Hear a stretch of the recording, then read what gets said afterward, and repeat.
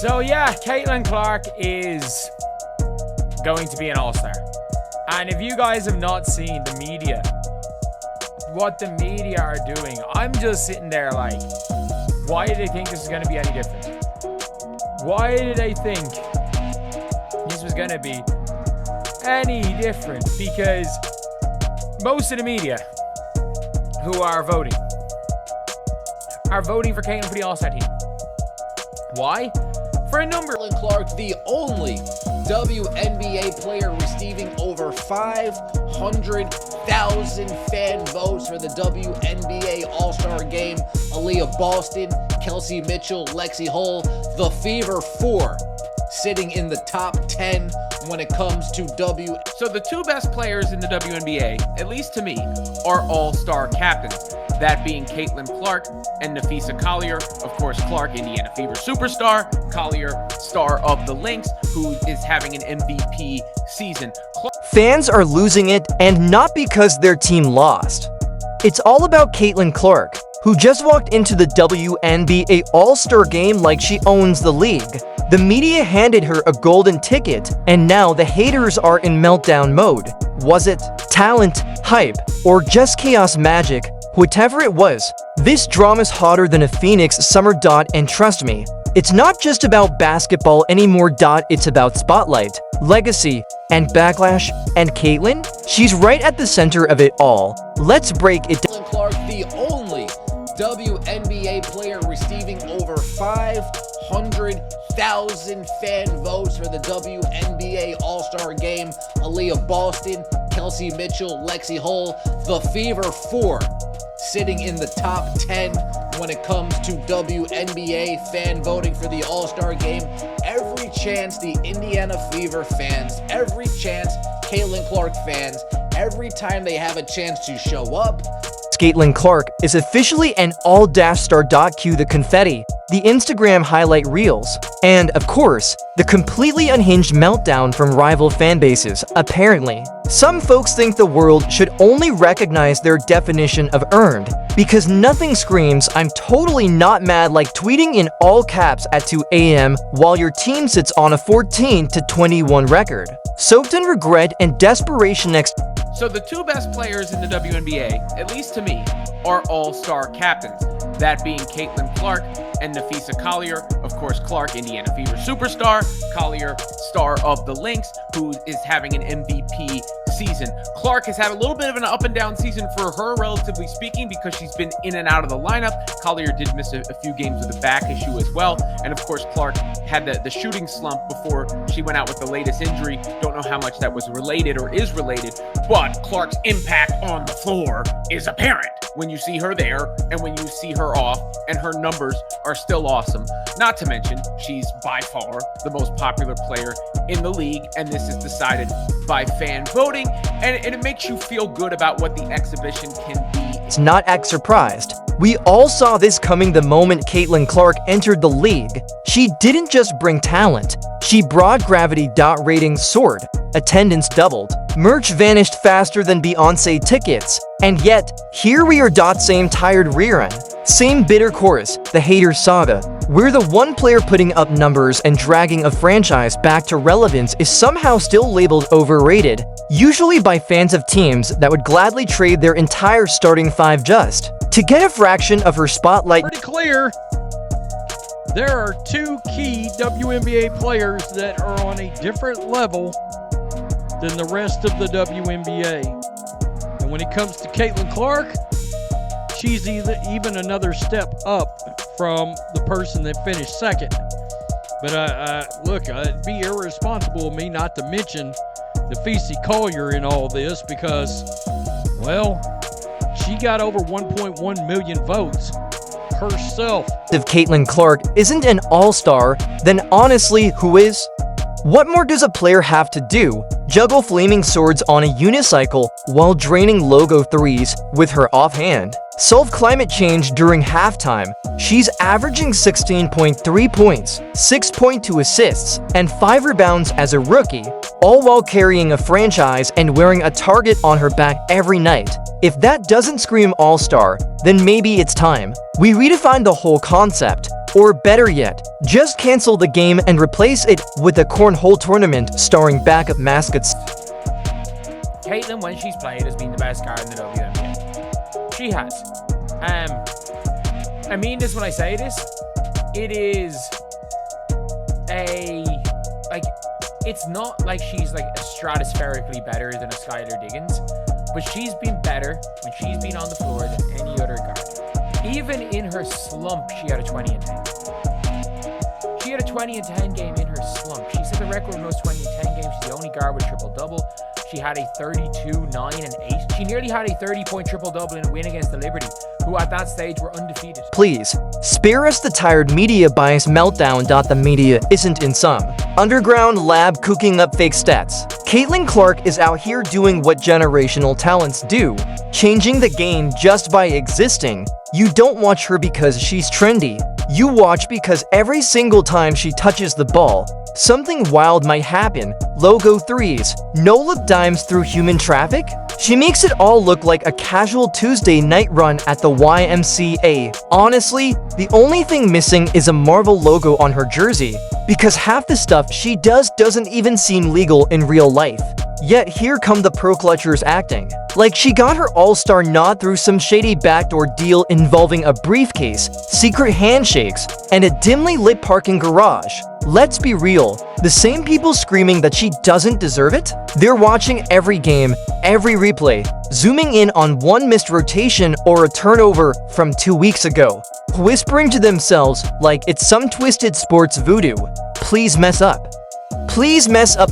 It's not analysis, it's obsession. Clark proves once again, nobody really started to care about the WNBA until she started playing. In 2023, in the WNBA All-Star voting, they got a total of 1.17 million votes, just a year before Caitlin Clark joined the league. 2 years later, 1.29 million votes as a single player. Let's be honest, Caitlin Clark could drop a triple-double, rack up 5 steals, commit 0 turnovers, and cure a small illness during the third quarter.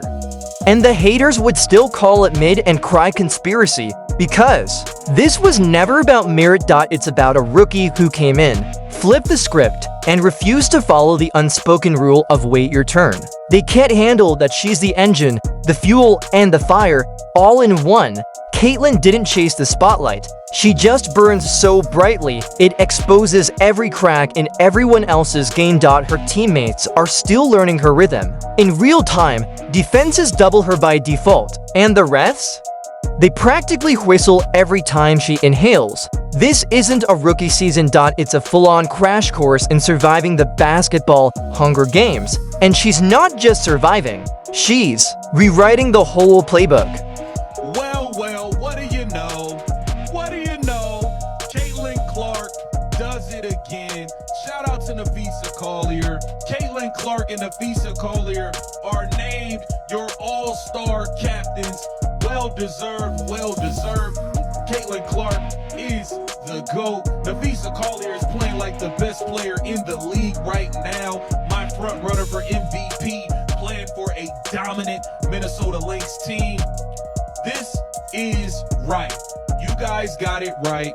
They should be the all-star captains. Meanwhile, some of Caitlin Clark's loudest critics couldn't diagram a pick and roll if you handed them a Sharpie, a whiteboard, and cheat codes. But suddenly, they're all experts on what a real all-star looks like. Let's be real, if Caitlin's name wasn't on that all-star roster, the backlash would have been louder than if they canceled the game entirely. You can't call it an all-star game and leave out the most watched, most talked about, and most impactful player in the league. That's not a game, that's just brunch with sneakers and to the she's only popular crowd stomping around. Like popularity is a crime. Since when did being wildly entertaining become a bad thing? This is sports, not a tax seminar. It's supposed to be watched, debated, and obsessed over. Let's be honest, without Caitlin Clark, This All-Star Game would be viewed by the families of the players' 3-board ESP and Internsand, that one guy who forgot to change the channel after Sports Genter Caitlyn, no watch. She's not just part of the WNBA ecosystem, she is the ecosystem, the marketing department, brand manager, and executive producer all rolled into one. And yet, people are still pretending like her presence is some sort of grand injustice, even when she's facing fully healthy stars, like a red-hot Sabrina Ionescu dropping 32 or 34. Caitlyn's still holding her own, still elevating the game. But sure, tell us more about how she hasn't earned it. Clark from Caitlin Clark, it is genuinely an unquestionable one that Caitlin Clark has been top for guards, and I think it's unquestionable when she's played. That top for, let's be honest, if 50% of media voters decided not to vote Caitlin Clark into the All-Star Game because she hasn't played enough games, while turning around and picking players like Alicia Gray over names like Sabrina Ionescu, we're not talking about fairness anymore. What's actually unjust is the energy being wasted trying to discredit Caitlyn while ignoring the glaringly obvious truth. She's doing more for the WNBA than any PR campaign ever has.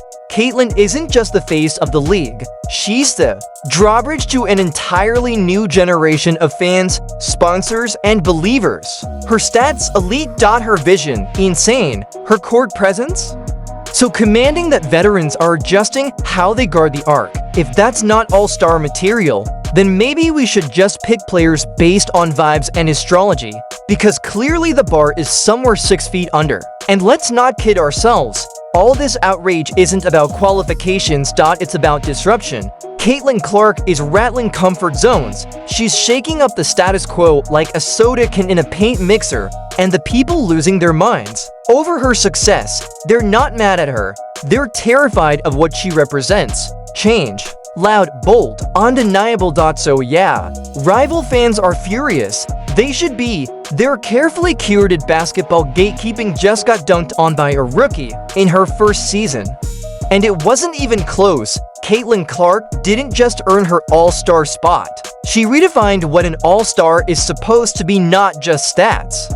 Not just highlights, but impact at every level. Go in that league and tear it apart. These people are so disrespectful and so unknowledgeable and so stupid, and Diana said it best. This kid's in for a rude awakening. This kid's on the wrong team. She's got the wrong skill set to handle the physicality of that league. This rookie class isn't even one of the best rookie classes in the last 10 years. She's just not built for the physicality of this, but influence, consistency, and a fearless sense of purpose that doesn't ask for permission to shine. She's not just part of the WNBA story, she is the plot twist. And if you're still not convinced, don't worry, she see you at the All-Star Game and probably hit a logo 3 right in your favorite player's face. But that's the thing, isn't it? These anti-Caitlin Clark crusaders keep forgetting that the WNBA isn't some neighborhood pickup league where everyone gets a juice box and a ribbon for participation. It's a business, a real one, with payroll, sponsors, and arenas that echo louder than a ghost town if nobody buys ticket. So while the purists are out here clutching their vintage box scores and whining about integrity, the league is out here doing what it should be doing, maximizing its most valuable asset. Caitlin Clark isn't just an athlete, she's the walking, dribbling stimulus package the WNBA has been praying for since its inception. If you think they're not going to put her front and center in the All-Star Game, then you're clearly living in a fantasy land where ticket sales are powered by vibes and righteous indignation. The All-Star Game, she was number 2, which tells you exactly how freaking many votes Caitlin Clark got, because Caitlin was first. We'll get to that in a second, but here we are right here. Caitlin Clark and Nissia Collier named the 2025 WNBA All-Star Game team captains. Clark earns her 2nd All-Star selection. Collier her 5th. Both players are all-star captains for the first time. Let's be absolutely clear here, nobody is showing up to watch the 6th woman from a mid-smacket team hoist up awkward floaters and hope for the best. No shade, but nobody is buying $300 resale tickets to see balanced basketball or strategic.